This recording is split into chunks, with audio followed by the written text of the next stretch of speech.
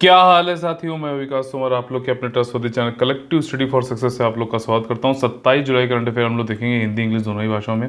Telegram channel का link जहां पर आपको सारे नोटिफिकेशन इस पीडीएफ जिसका वीडियो बना रहा हूं सुबह करंट अफेयर 6 बजे जो आता है उसकी पीडीएफ, जो करंट अफेयर संबंधित एमसीक्यू आते हैं 10 बजे उसका पीडीएफ और सारे नोटिफिकेशन जो हैं आपको मिल जाते हैं। एकदम फ्री चैनल है, डिस्क्रिप्शन बॉक्स में दे रखा है लिंक, उसका ज्वाइन कर लीजिएगा। यूपीएससी और यूपीपीएससी, ठीक, इन दोनों के लिए जो है 2022 का मेंस, 2023 का कंप्लीट कोर्स, प्रीलिम्स और मेंस दोनों का इंटीग्रेटेड फाउंडेशन कोर्स हमारा चालू हो चुका है। जितनी जल्दी ज्वाइन करेंगे उतना अच्छा है। मेंस आंसर राइटिंग, साथ ही साथ करंट अफेयर मॉड्यूल और सिर्फ डाउट डिस्कशन वाला भी एक पेड ग्रुप है। इन सब की जानकारी आपको मिलेगी 9650347272 पर। ठीक है, आज के 10 मोस्ट इंपॉर्टेंट टॉपिक्स हैं जो कि प्रीलिम्स और मेंस में आ सकते हैं, UPSC, UPPSC, BPSC, other state PC examination में। वो हैं ये सारे जिनको अब हम लोग देखेंगे विस्तार से। देखिए, काफ़ी 2 बार मैंने भी इसको कवर किया कि गुड्स एंड सर्विसेज टैक्स, माल और सेवा कर जो होता है, तो इससे संबंधित ये था कि कुछ ऐसे प्रोडक्ट्स हैं जैसे दूध, दही, ठीक है ना, पनीर, जो पैकेजिंग हो रखी है, उस पर लेबल लगा होता है। आपने कई बार देखा होगा, ट्रांसपेरेंट है, उस पर कुछ लेबल लगा रखा होता है, तो उस पर जीएसटी लगेगा 5%। सरकार ने अभी जीएसटी काउंसिल हुई थी, 47th मीटिंग थी उसकी चंडीगढ़ में, तो वहाँ डिसीजन लिया गया था। काफ़ी हल्ला हुआ और कई सारे मीम भी बने कि भैया बताओ, अगर दूध बेचेंगे तो उस पर जीएसटी लगेगा, अब मान लो अगर दूध अगर फट गया तो क्या जीएसटी वापस हो जाएगा? तो फिर वहाँ पे वो जो है, मतलब मीम में ये बोला जाता है गवर्नमेंट की तरफ से, नहीं नहीं नहीं, दूध फट गया तो जीएसटी वापस नहीं होगा, दूध फटे दूध का पनीर बनेगा और जीएसटी फिर लगेगा। तो इस तरीके के काफ़ी सारे मीम जो है बन रहे थे। तो गवर्नमेंट ने यहाँ पर जो है एक अपना पक्ष रखा। उन्होंने बताया कि ऐसा है कि जो फ्रेश मिल्क है, ताज़ा दूध है, और पेस्चराइज मिल्क जो है, वो दोनों ही एग्जेम्प्टेड है, छूट है, जीएसटी उस पर नहीं लगेगा। साथ ही साथ जो दही है, लस्सी है, बटर मिल्क, छाछ है, पनीर है, वो भी जो है छूट है उन पर, अगर जीएसटी छूट है, अगर वो जो है प्री पैकेज और लेबल्ड में नहीं बेचे जाते हैं तो। लेकिन बेचे जाएंगे तो भैया 5% जीएसटी लगेगा, ऐसा बताया गया है। अल्ट्रा हाई टेम्परेचर मिल्क हो, दूध वाला जो होता है गर्म वाला, प्री पैकेज लेबल्ड फॉर्म में है तो उस पर 5% लगेगा। कर्ड, दही, इन सब पे तो मतलब मिक्स्ड वाली चीज़ है। कैसे बच पाओगे आप? लगा भी रहे हो फिर बता भी रहे हो कि इस पर छूट भी है। खैर जो भी है, कौन डिसाइड करेगा इस पर? तो फिर कोई देगा ही नहीं ना। लेकिन कुछ लोग तो देंगे, तो उतना भी चलो गवर्नमेंट के लिए बड़ा जो है पैसा हो जाएगा। फर्दर इसके अलावा उन्होंने कहा कि 12% अप्लाई होगा कंडेंस्ड मिल्क, बटर, घी और चीज़ पे। ठीक है, तो ये भी एक इन्होंने 5 नहीं बल्कि 12% लगाया है। और कहा है कि भैया अब देखो यहाँ पे यूनियन के गवर्नमेंट कैसे खेल रही है, कैसे बताया, अपने आप को जस्टिफाई करते हैं। गवर्नमेंट के जब आप एम्प्लॉई बन जाओगे, ठीक है भैया आईएएस बीसीएस बनोगे, तो आप गवर्नमेंट के लिए काम करोगे ना, तो देखो किस तरीके से गवर्नमेंट को आपको जस्टिफाई करना पड़ेगा। तो जैसे यहाँ पे उन्होंने बताया कि जीएसटी ने ये, काउंसिल ने ये एग्जाम्पशंस दिए हैं और ये सभी स्टेट और यूनियन टेरेटरी हैं, सब पे एक समान तरीके से लगाया जाता है। ठीक, और जो जीएसटी काउंसिल है ना, ये एक संवैधानिक बॉडी है और इसमें स्टेट के और यूनियन के दोनों के ही जो है लोग बैठते हैं, और उन्होंने ही ये डिसाइड किया है, सिर्फ यूनियन ने डिसाइड नहीं किया है। समझ गए ना बात? तो इस तरीके से आप अपना पक्ष रखोगे विद जस्टिफिकेशन। सो अपना जो कॉन्स्टिट्यूशन है उसका वो लेते हुए सारी चीज़ें आंसर राइटिंग में भी आप इस तरीके से कर सकते हो। अगला टॉपिक है आपका डिफेंस रिफॉर्म, यानी कि रक्षा सुधार। तो यहाँ पे क्या होता है, कई बार आप लोगों ने बॉर्डर पिक्चर देखी होगी, ज़रूर देखी होगी, जो है जेपी दत्ता वाली। तो उसमें क्या होता है कि बार बार सनी देओल बोल रहे होते हैं कि भैया वो एयर से हमको सपोर्ट चाहिए, एयर सपोर्ट, आपका जो है हवाई जहाज़, एयरफोर्स वाले आओ। तो जैकी श्रॉफ जो एयरफोर्स वाले होते हैं कहते हैं कि मैं सुबह की पहली किरण से पहले नहीं आ सकता। अब वहाँ पे जो है हमारे सैनिक मर रहे हैं, जो आर्मी वाले हैं, ठीक, लेकिन जो है जो ऑर्डर है, जो समन्वय है, वो एयरफोर्स और आर्मी के बीच में है ही नहीं। मान लो अगर नेवी वाले भी होते तो वो कहते कि ऐसा है कि जब मैं रात हो जाएगी तभी मैं आ सकता हूँ।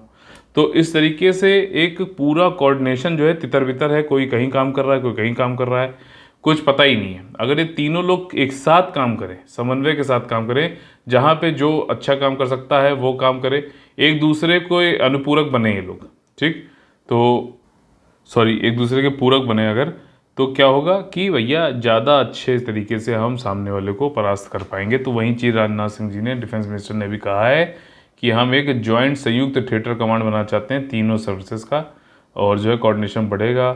और ये बात इन्होंने Jammu and Kashmir people's forum पे जाके वहाँ बात कही है। इन्होंने एक यहाँ पे तथ्य बहुत अच्छा रखा जो आप लोग लिख सकते हो।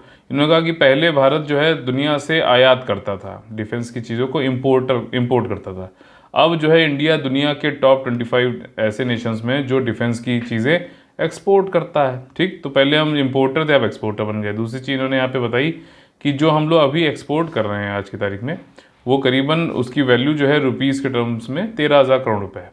और हमने लक्ष्य रखा है 35,000 से 40,000 करोड़ रुपए का 2025-26 तक डिफेंस का एक्सपोर्ट करेंगे। ठीक, तो ये चीज़ याद रखिएगा। ठीक, कुछ फैक्ट्स हैं डिफेंस से संबंधित अगर आता है या फिर आत्मनिर्भर भारत पर कुछ ऐसा क्वेश्चन आता है तो ये वाले फैक्ट्स आपको वहाँ पे लिखने पड़ेंगे।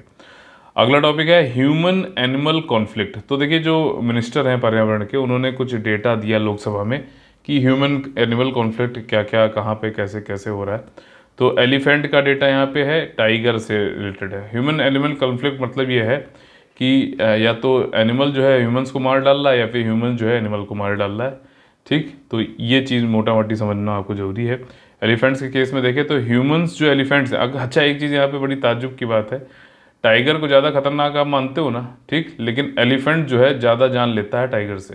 ठीक है, तो ये चीज़ें ज़्यादातर जो है टाइगर कम छुप के रहता है, थोड़ा सा जंगलों में ज़्यादा रहता है। एलिफेंट जो है मूव बहुत करता है, इसका एक बड़ा ये कारण हो सकता है, एक जगह से दूसरे जगह जाता है।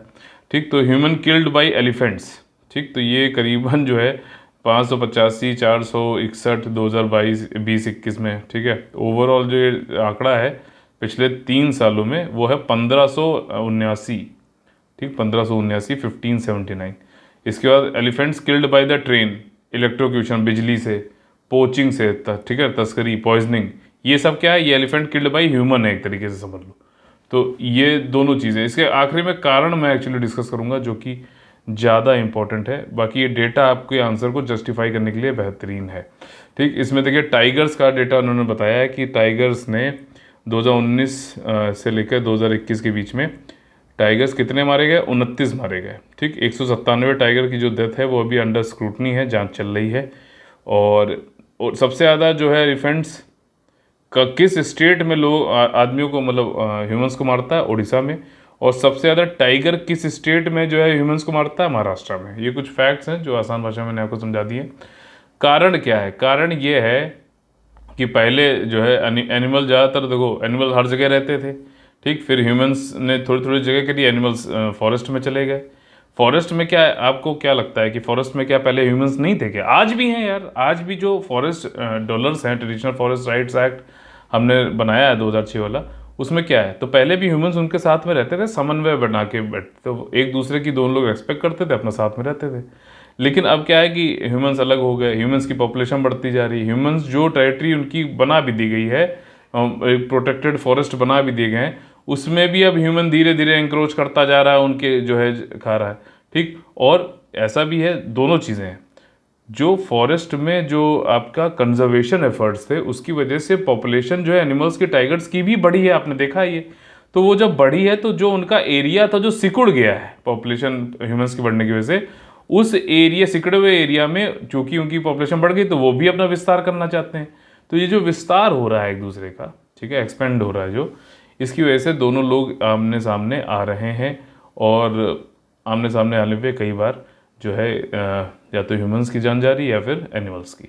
कुछ और चीज़ें भी हैं, ह्यूमंस ने जो लीनियर प्रोजेक्ट बना दिए हैं।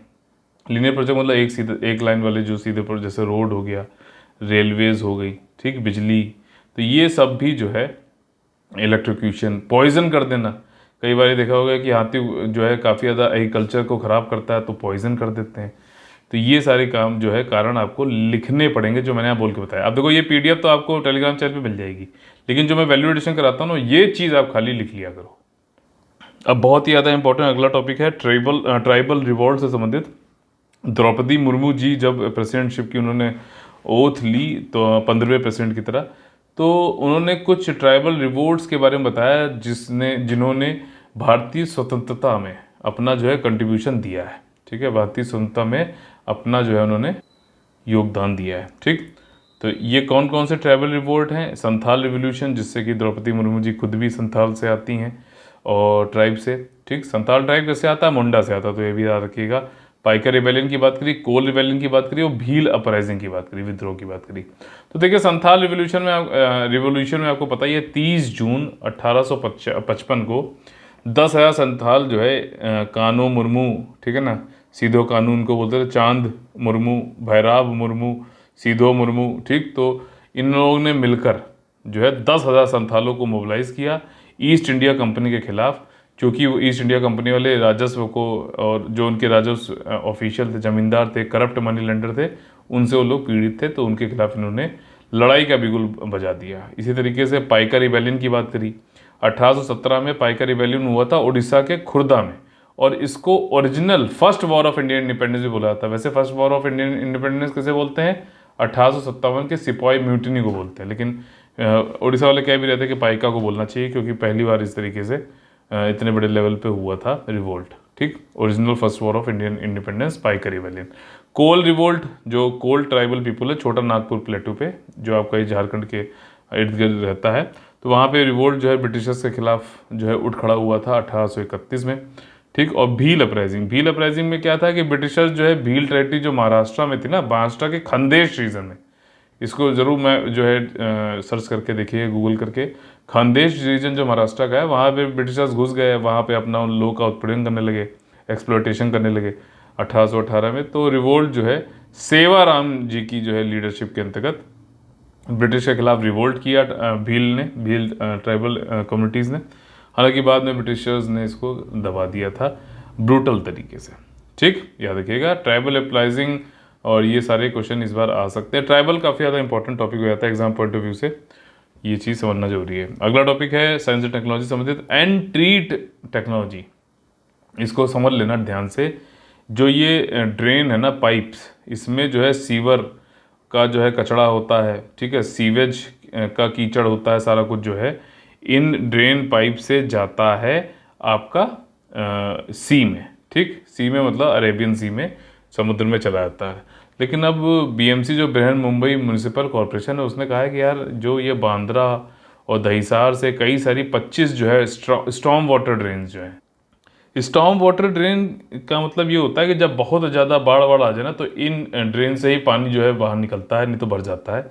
तो इन ड्रेन से जो ये कीचड़ सीवेज ये सब जाता है, तो उसको सी में जाने से रोकने के लिए बीएमसी ने क्या कहा है कि हम इन सीतू ट्रीटमेंट करेंगे। मतलब जहाँ पे ये पाइपलाइन है, जहाँ से कीचड़ बन रहा है वहीं पे हम इसको जो है उसका ट्रीटमेंट करेंगे, उपचार करेंगे, ठीक, सही करेंगे। तो इसके लिए बीएमसी ने हेल्प मांगी है आईआईटी बॉम्बे की। बीएमसी आपका जो है मुंबई और आईआईटी बॉम्बे से उन्होंने हेल्प मांगी है।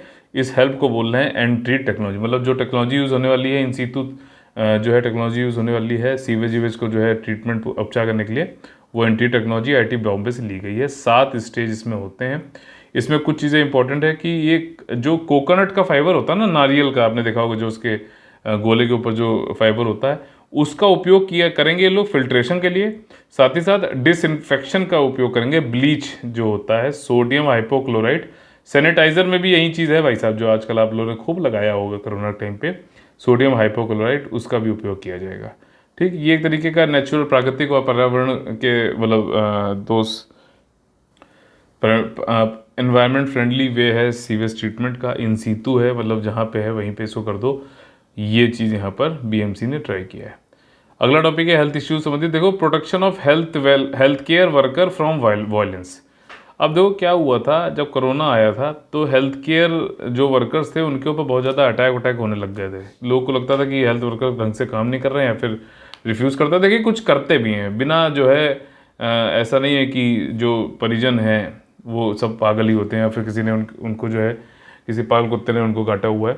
कुछ ऐसे लोग हेल्थ वर्कर होते हैं जो जानबूझ के एपैथेटिकल एप्टीट्यूड रखते हैं, यानी कि बिल्कुल उनके अंदर कोई इमोशन नहीं है जो है, ना पेशेंट के लिए ना उनके परिजनों के लिए। तो उन हेल्थ वर्कर्स के ऊपर अटैक हुआ, लेकिन फिर वो एक ट्रेंड बनने जाने लगा। तो सरकार का काम है कि लॉ एंड ऑर्डर को मेंटेन करना। तो उस समय एक ऑर्डिनेंस, अध्यादेश लाया गया था आर्टिकल नंबर 123 के अंतर्गत, कि जो है हेल्थ वर्कर्स के खिलाफ अगर कोई वायलेंस होता है तो नॉन बेलेबल वायलेंस होगा, यानी कि बेल आपको मिलेगी जो है आपका कोर्ट से, और वो भी कोर्ट अगर चाहेगा तो देगा, नहीं तो ज़्यादातर में नहीं देता है। ठीक, तो ये चीज़ है, नॉन बेलेबल ऑफेंस बताया गया था, उसमें सजा वजा भी दी गई थी। तो अध्यादेश के टाइम पे ये फिर उस समय के जो हेल्थ मिनिस्टर थे उन्होंने कहा था कि अब काफ़ी अटैक वटैक हेल्थ वर्कर के खिलाफ कम भी हो गए। तो फिर अब वो तो अध्यादेश था, ऑर्डिनेंस था, ऑर्डिनेंस की कितनी लाइफ होती है? ठीक, बताइए एक बार आप लोग कि मैक्सिमम लाइफ क्या होती है ऑर्डिनेंस की। खैर उसके बाद जो है सरकार ने सोचा कि चलो हम इससे संबंधित एक लॉ ही ले आते हैं, और ministry of health and family welfare ने कहा कि हम एक लॉ लाएंगे। उसके लिए ड्राफ्ट निकाला, ड्राफ्ट मसौदा तैयार किया कानून का, कि इसमें जो है 5 साल की सज़ा हो सकती है, 5 लाख तक का जो है जुर्माना हो सकता है, और हेल्थ केयर के ओवर वर्कर को, हेल्थ केयर इंस्टीट्यूशन को अगर वायलेंस वहाँ पे होता है तो। लेकिन फिर अभी इन्होंने ये मसौदे को ड्रॉप कर दिया, विड्रॉ कर दिया है गवर्नमेंट ने। इसका नाम था health care service personnel and clinical establishment property of prohibition of violence and damage to property bill 2019। इसको ड्रॉप कर दिया गया है। आरटीआई में किसी ने पूछा था तो बता दिया है इन्होंने। ठीक, तो ये चीज़ें हैं। कोविड के टाइम पे भैया हेल्थ केयर वर्कर्स के ही भरोसे पूरी जो है पूरी दुनिया चली है, भारत के क्या कहें। खैर अगला टॉपिक है latest guideline on arrest and bail orders. तो अब देखो, दो यहाँ पे आपको याद करने पड़ेंगे केसेस। ठीक है, तो कौन कौन से केस हैं? स्वतंत्र कुमार एंटिल वर्सेस सीबीआई एक केस है, दूसरा केस है Arnesh Kumar versus state of Bihar 2014 का। दोनों ही केसेस में सुप्रीम कोर्ट ने कुछ दिशा निर्देश दिए थे कि भैया अरेस्ट वेरेस्ट होता है ना, तो जो है क्या क्या प्रोसीजर होना चाहिए, क्या प्रोविजंस हैं। प्रोविजंस है हमारे कोड ऑफ क्रिमिनल प्रोसीजर 1973 में सेक्शन 41 और सेक्शन 41A। ठीक, जो इसमें प्रावधान है उनका फॉलो किया जाता है। और अरेस्ट के बाद मतलब किस बेसिस पे अरेस्ट किया है, क्या बेल मिलनी चाहिए कि नहीं मिलनी चाहिए, तो ये कोर्ट में दे रखा है। लेकिन फिर भी सुप्रीम कोर्ट ने इन दोनों ही केसेस में, अभी स्वतंत्र कुमार एंटिल वाले केस में और पहले अरनेश कुमार वाले केस में, पहले जो दोनों में दिशा निर्देश कुछ दिए हैं कि क्या क्या चीज़ें होनी चाहिए अरेस्ट होता है तो, कहाँ पे उसका रीज़न लिखना है, कितना चार्जशीट लगेगी, ये सारी चीज़ें। ठीक, लेकिन उसके ऊपर गाइडलाइन तो दे दी कि अभी जब तक लॉ नहीं है, क्योंकि जुडिशरी फिर ज़्यादा लॉ मतलब आदेश देने लगेगी तो लोग कहते हैं भैया जुडिशियल एक्टिविज्म है, न्यायिक सक्रियता हो रही है, जो लॉ बनाने वाला काम है वो करने लग रहा है जुडिशरी। तो जुडिशरी ने गवर्नमेंट से ये कहा है कि एक चीज़ ये समझना जरूरी है कि क्रिमिनल केसेस में इतने कम जो है कन्विक्शन, जो फाइनली जो जिसमें सज़ा सुना दी जाती है वो इतने कम हैं कि रेट मतलब बहुत ही कम, 100 आते हैं तो उसमें से बहुत ही कम जो है मान लीजिए 5-6 होते हैं। एग्जैक्ट आंकड़ा नहीं पता, मैं बता रहा हूँ बहुत ही कम है समझ लीजिए कन्विक्शन, जिसमें लोग मतलब साबित हो पाता है कि हाँ इसने जुर्म किया है। तो ये चीज़ दिमाग में रहती है जजस के, जब उनको बेल देते हैं तो वो सोचते हैं यार ये इतना कन्विक्शन रेट कम है, इनको मैं बेल दे दूंगा तो फिर ये ऐसे फ्री में छूट जाएंगे। ठीक, इनके खिलाफ मतलब एक तो इन्होंने जुर्म भी किया और इनका जुर्म साबित भी नहीं हो पाता है, और हमको बेल भी दें तो ये जेल में भी नहीं रहेंगे। तो ये भी चीज़ उन्होंने बोला कि गवर्नमेंट को इसलिए लॉ बनाना चाहिए। क्यों लॉ बनाना चाहिए वो मैं बता रहा हूँ कि सुप्रीम कोर्ट ने क्या क्या उसके पीछे तर्क दिया है। दूसरी चीज़ उन्होंने ये कही कि भाई साहब जो ये कोड है ना 1973 का आपको दिख रहा है, बट स्वतंत्रता से पहले वाला जो था उसी का ये कंटिन्यूएशन है। तो इसलिए हम चाहते हैं कि आज के टाइम के अनुसार हमें गवर्नमेंट को जो है एक लॉ बनाना चाहिए कि किस तरीके से बेल मिलना चाहिए, क्या बेल का मतलब है, ये सारी चीज़ एक कंप्रिहेंसिव लॉ ही बना दो यार बेल पे। ठीक, ताकि हम लोग आपके बनाए हुए लॉ पे काम करें, हमें खुद जो है दिशा निर्देश लॉ बनाने की जरूरत ना पड़े। गवर्नमेंट ये सुप्रीम कोर्ट ने कहा है। ठीक, तो ये और बाकी लिबर्टी वर्टी का भी ख्याल रखो, ऐसा नहीं कि हम जो है कन्विक्शन रेट कम है तो हम बेल देंगे ही नहीं, या जो भी है ये सब इन्होंने यहाँ पर बताया है। ठीक है, तो यही Arnesh Kumar versus state of Bihar, और उससे पहले क्या था आपका सत्येंद्र कुमार एंटिल। ठीक, Satyendra Kumar until versus CBI. तो 41 और 41A के बारे में समझ लेते हैं। 41A बोलता है कि आपका जो भी रिक्वायरमेंट है नोटिस, आप मतलब कोड ये बोलता है कि आपको एक नोटिस भेजना पड़ेगा इन्वेस्टिगेटिंग एजेंसी को जब आप अरेस्ट करने वाले हो उससे पहले। ठीक, तो 41A बोलता है। 41 क्या बोलता है? ये बोलता है कि ये हमें ये बताना पड़ता है कि circumstances in which arrest can be made by the police without the warrant, मतलब कि कब हम अरेस्ट करने वाले हैं किसी को वारंट के बिना, ठीक। तो मतलब ऑर्डर आए ना आए सीधे हम अरेस्ट करेंगे, तो कह सकते हैं सर्कमस्टांसेस ऐसे हैं कि ये भाग सकता है या फिर कोई ऐसा बड़ा कांड कर सकता है, तो हमने वारंट लेने की देरी नहीं करी, हमने सीधे इसको अरेस्ट कर लिया। वो रीज़न आपको लिखित में देना पड़ता है, ये 41 और 41 ए में बताया जाता है। तो ये चीज़ें हैं जो इसमें बताई गई हैं, ठीक है। याद रखना ये इंपॉर्टेंट होते हैं सुप्रीम कोर्ट के केसेस जो हैं, latest guideline on arrest and bail orders. अगला टॉपिक है मॉडल टेनेंसी लॉ। अब इसमें क्या होता है कि जो टेनेंसी मतलब किराएदार, तो कई बार ऐसा देखा गया है कि एक तो भैया एक होता है ओनर, ठीक। ओनर किसी ज़मीन का एक ओनर है और एक उस ओनर ने जो है कुछ एक किरायानामा कुछ बनाया, उसमें जो है आपका टेनेंट को दे दिया कि फला फला साल के लिए तुम्हें जो है ये ज़मीन दी जाती है। अब उसमें उनके कई सारे जो भी किरायानामा हुआ उसके अनुसार कई सारी चीज़ हो सकती है कि भैया तुम इसमें जो उगाओगे उसका कुछ शेयर मुझे दोगे, या फिर कुछ पूरे पैसे मुझे दे दो, बाकी तुम कुछ भी उगाओ या जो भी करो, ठीक है। तो ये सारे, और मतलब सिर्फ खेती से नहीं बाकी सारे, मतलब टेनेंसी एक्ट पूरा था ये। तो क्या किया यूनियन गवर्नमेंट ने, क्योंकि ये एक स्टेट सब्जेक्ट है आर्टिकल नंबर 246 के अंतर्गत शेड्यूल 7 में, तो स्टेट ने जैसे एपीएमसी एक्ट बनाया था ना, मॉडल एपीएमसी एक्ट, कि जो है मंडियों में क्या क्या होना चाहिए पूरे देश भर में, तो एक मॉडल बना दिया कि उसके अनुसार आप लोग स्टेट को बनाओ, लेकिन उनको आज़ादी है कि अपना कुछ भी वो बना सकते हैं। उसी प्रकार से टेनेंसी लॉ के लिए बनाया, और बना तो दिया कि भैया टेनेंसी हो, ज़्यादा पारदर्शिता हो, टेनेंट के भी जब तक उसका 1 साल अगर मान लीजिए दिया गया है तो उसके पास वो पूरा अधिकार हो, वो उसको एनफोर्स भी करा पाए, सिर्फ ओनर की ना चले। कई बार ऐसा भी होता है, ऐसा उल्टा भी है कि टेनेंसी वाले जो है वो कब्जा कर लेते हैं, ओनर तो ओनर भी परेशान है। तो दोनों के लिए ट्रांसपेरेंसी हो, दोनों पूरा जो है जवाबदेही हो, उसके लिए मॉडल टेनेंसी एक्ट बनाया गया। लेकिन जो राज्य की सरकारें हैं उन्होंने इसको अपनाया नहीं। सिर्फ अभी 4 ही राज्य ऐसे हैं जिन्होंने मॉडल टेनेंसी लॉ को अपनाया है, ठीक। और ये कौन निकालता भैया? Ministry of housing and urban affair. Ministry of housing and urban affair, जो किराए पे रहते हैं ना, रेंट वेंट पे, उनके ऊपर भी ये आएगा, ठीक है। सिर्फ 4 ही स्टेट कौन से हैं? आंध्र प्रदेश, तमिलनाडु, उत्तर प्रदेश और आसाम, ये याद रखना, ठीक है। अगला टॉपिक है ट्रेडिशन ऑफ 25 जुलाई एंड द्रौपदी मुर्मूज, जो प्रेसिडेंट है हमारी नई, स्वेरिंग इन एज प्रेसिडेंट। देखो 25 जुलाई का कुछ खेल है, 25 जुलाई का कुछ खेल है। 1977 के बाद से लगातार 10वीं प्रेसिडेंट ऐसी हैं द्रौपदी मुर्मू जी, जिन्होंने 25 जुलाई को ही शपथ ग्रहण करी है प्रेसिडेंट की, ठीक। तो ये चीज़ ध्यान रखिएगा। ये एक मतलब एक कोई ऐसा रूल नहीं है कि 25 जुलाई क्यों करना है, बट ऐसा हो रहा है, आप समझ लो कि हो सकता है कोइंसिडेंस भी हो सकता है, ठीक। मुर्मू जी अगर आपको मैं बताऊं तो कुछ यहाँ फैक्ट बता देता हूँ, अगला टॉपिक भी इन्हीं से संबंधित है। ट्राइबल कम्युनिटी से महिला हो चाहे जो है मेल, पहले जो है राष्ट्रपति हैं, ठीक, मैडम प्रेसिडेंट। दूसरी चीज़, दूसरी महिला हैं जो राष्ट्रपति हैं। तीसरी चीज़ आपका, ये पहली ऐसी राष्ट्रपति हैं जो स्वतंत्रता के बाद जो है पैदा हुई, ठीक। चौथी चीज़, पहली ऐसी राष्ट्रपति हैं, अभी तक की जितने भी राष्ट्रपति हुए हैं सबसे कम उम्र की हैं, 64 साल की हैं, ठीक।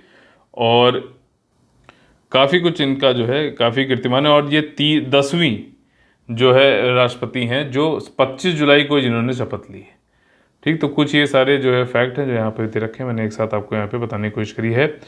इससे पहले जो है नीलम संजीवा रेड्डी जो थे, जो छठे प्रेसिडेंट थे इंडिया के, उन्होंने 25 जुलाई 1977 को प्रेसिडेंटशिप की ओथ ली थी। और तब से भाई साहब अभी तक 10वीं जो है द्रौपदी मुर्मू जी हैं जिन्होंने 25 जुलाई को ही ओथ ली है, 15वें नंबर की जो है प्रेसिडेंट हैं। अच्छा, और कौन कौन से प्रेसिडेंट है?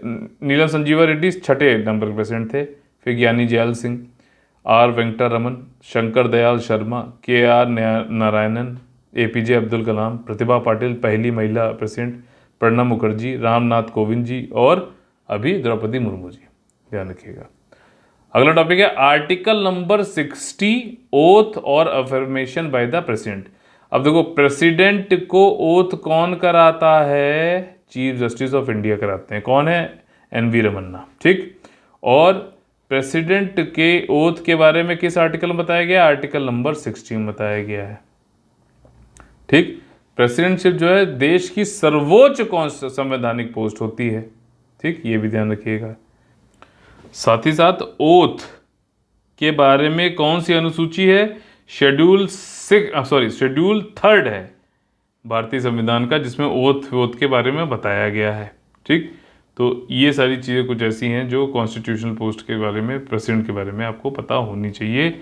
और इसमें मान लीजिए किसी कारणवश जो है चीफ जस्टिस ऑफ इंडिया नहीं है, तो जो सेकंड मतलब या फिर सीनियर मोस्ट जज होंगे सुप्रीम कोर्ट के, वो जो है ओथ करा सकते हैं।